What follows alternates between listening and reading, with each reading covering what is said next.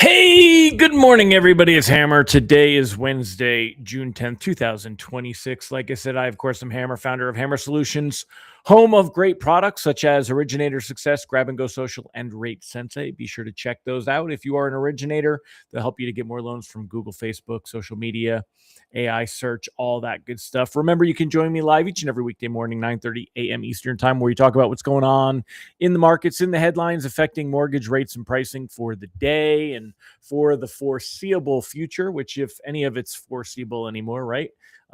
If you're here this morning, say good morning. Remember, if you want to join the show live, don't want to miss a moment of the show, make sure you get our text reminder. I send that out each and every morning as I'm going live. You can sign up for that reminder at hmmr.io/reminder or use this cool QR code over here and get signed up that way. Also, don't forget to sign up for our email lock advice, which goes out each and every weekday morning. Already sent out this morning's www.ratelockadvice.com.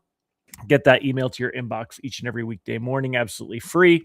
And big money, big money. If you've got that extra $7 a month to spend, make sure you get our text alerts. $7 a month gets you a morning text, an afternoon text, and reprice risk text alerts to help you protect your pipeline. Learn more about them at ratetextalerts.com. So now that we got all that out of the way, good morning, all of my friends that are here this morning. If you're here this morning, say good morning. If you're watching on the replay, do me a favor, give me a hashtag replay in the comments. Let me know that you're here. Mike Schmolgan, Amy Blauser, Tim Kleila, Eric McDonald, Deb Dickinson, Kathy Jensen, Patrick Campbell, Carolina Small. Good morning. Holly Johnson. Great to see all of you here as well. All right, let's jump in and get started. Again, welcome to all of the live folks. Let me bring up the screens. We'll start off with a quick recap of what happened yesterday. Basically, yesterday was a quiet day. If we zoom in on this a little bit, bear with me and I'll bring this up a little bit so we can zoom in. All right, take a look at yesterday. You'll see that basically pricing came out right here, right around 10 a.m. And although we dipped, we jumped, we dipped again, ended the day. When the end of day text came out, we were basically right at the same spot. There was a little bit of a late day rally right here, kind of ahead of today's CPI inflation data, also with some stuff that was going on yesterday afternoon. But there wasn't enough movement through the day to trigger any kind of reprices worse. We ended the day up a few basis points very, very late in the day after even the end of day text went out. But, in that end of day text, one of the things that we talked about, I was in a stance to lock anything closing near term or risk averse ahead of this morning's CPI inflation data, which we're going to talk about in a minute. Also, yesterday, a quick note, something we should go over on kind of one of the headlines is that, there was a shooting of a Apache helicopter. Iran shot down a U.S. helicopter. So Trump said, hey, we must respond. And that's kind of the same thing that Iran always does whenever we do something and we start with a military strike. They always come back and say, hey, we're going to shoot this. We're going to do this. And this is not enough to break the ceasefire. Even though we have a ceasefire, we seem to call it a semi-ceasefire these days, right?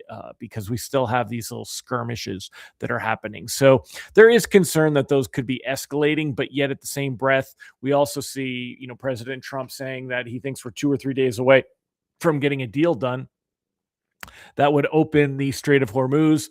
And then we get another headline where he says they're going to have to pay the price. They've taken too long. So a lot of back and forth. Markets just seem fatigued to the whole thing as we take a look here. And so, we're seeing that similar to what we've got going on this morning. We're up 15 basis points. Quick note.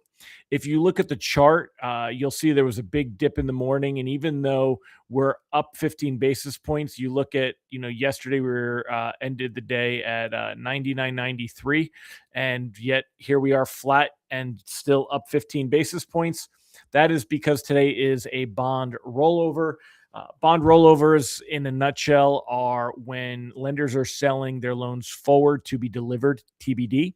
And instead of delivering in maybe July, where right now they would be delivering into August. So we're rolling over to deliver loans into the next coupon to be securitized. And there's usually some adjustment in the coupons, but that, for whatever reason, doesn't affect the profit and the pricing. So don't worry about that. We're, net bond rollover this morning. We are up 15 basis points on the day, which means that you should see at least slightly better rate sheets this morning. Rate sheets have kind of been holding steady here. They're still well below the worst levels that we saw back a few weeks ago. Right here, 6.75. Those were the worst levels that we saw on 519.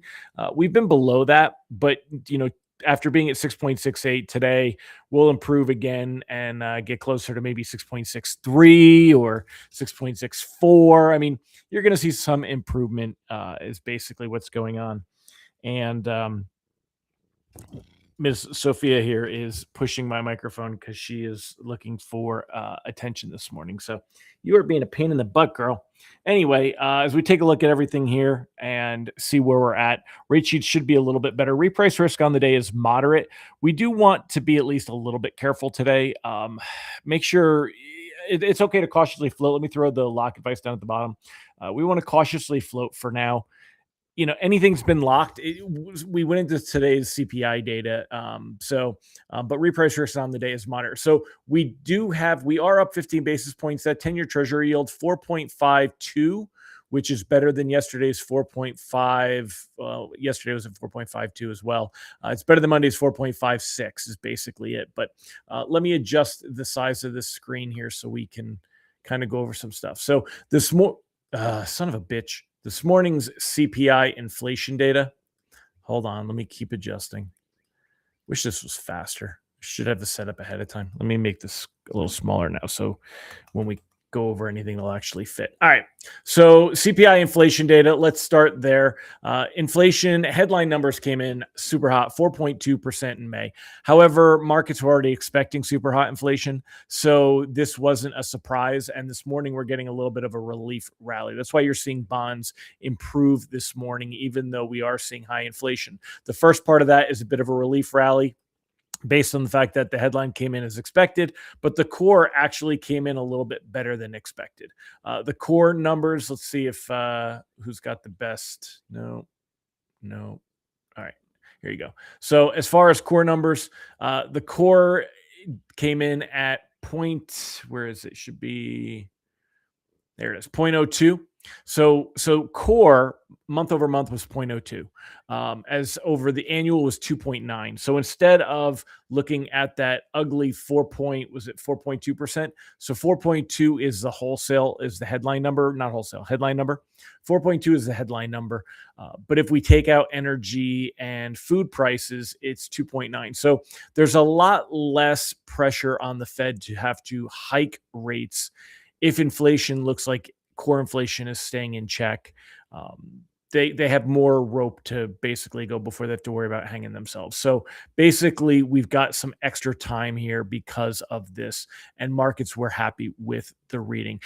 As a consumer, I'm not happy with the reading. I don't want to keep paying more for things. Things should be stopped at now. We should have enough inflation. It was nice in the teens there where we didn't have a lot of inflation going on for the price of goods, but inflation's still an issue, but less of a concern is basically what we're seeing. And if we kind of circle it right here, you can see that big difference. All items, that headline number versus the core number.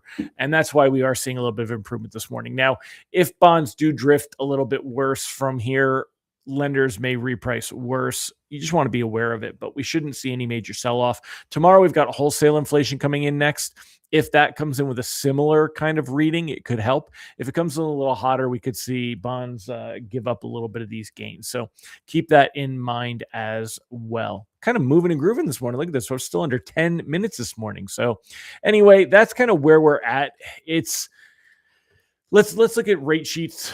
Pricing to kind of, I would not look for rate sheets to improve dramatically. If we get back into the same range that we have been, 6.60, let's call it, right? So, we pushed up before like we have now, 6.67, then dropped to 6.65, then it dropped to 6.61, down into 6.56 was our lowest here, and then it kind of crept back up, but 6.58. And we're at the high point of that right now, but it looks poised to come back down. Now, Here's the deal. Inflation, that's out of the way for today. So that's to our benefit. We got wholesale inflation tomorrow to worry about. But the bigger thing is a lot of concern about where things will go next with Iran. Now, markets look to be shrugging off the military action. Again, yesterday, the U.S. Struck back because Iran downed a U.S. helicopter. Thankfully, the pilot and co-pilot were okay. They were actually picked up by a drone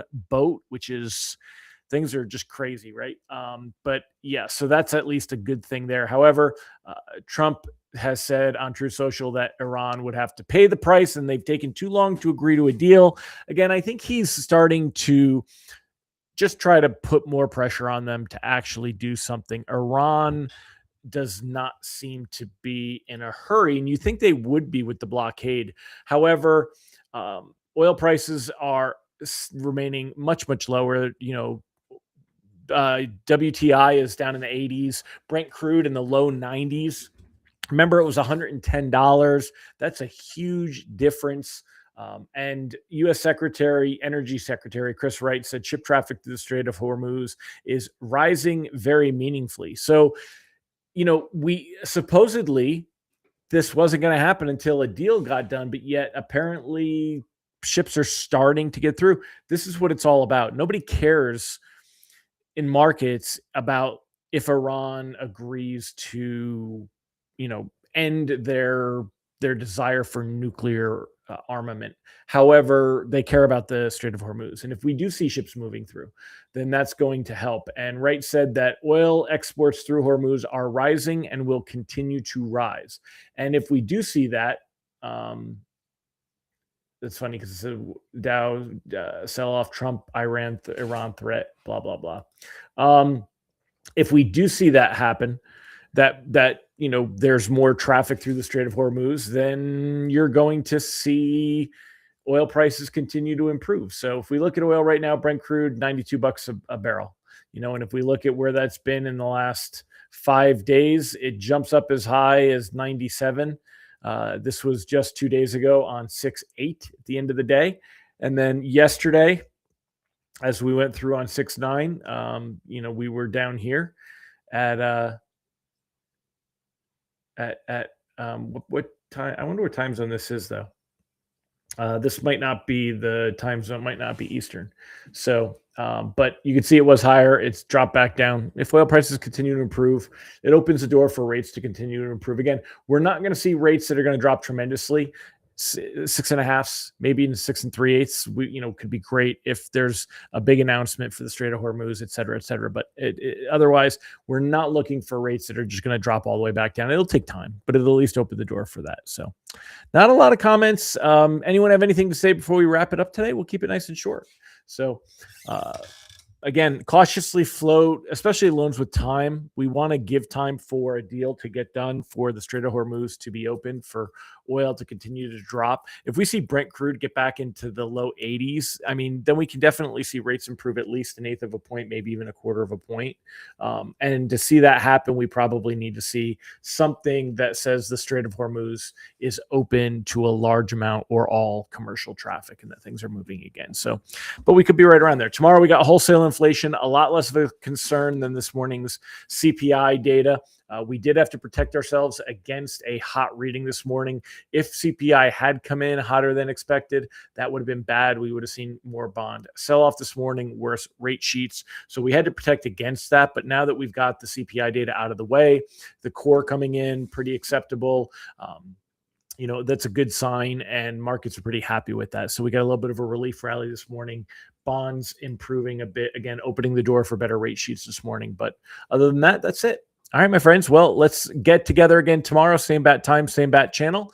I'll see you tomorrow. We'll talk about what's going on with the wholesale inflation data. We'll see if there's anything new in the headlines with Iran and if we've got a deal coming or close to coming. Again, just a couple of days ago, Trump said he thought we were 2 or 3 days away from a deal that would open the Strait of Hormuz, and now they're taking too long. And you could tell that he's trying to get them to to commit to something. So behind the scenes, we may be closer to a deal. So we're cautiously floating just to see where this goes. It's tough to figure because the headlines are, are hard to read. The posts, Iran is always leveraging and posturing. Trump is always leveraging and posturing. So it's hard to kind of see what's going on, but there is a little bit of optimism in there. So we'll see for that. All right, my friends, I'll see you tomorrow. Take care, everybody. Bye-bye.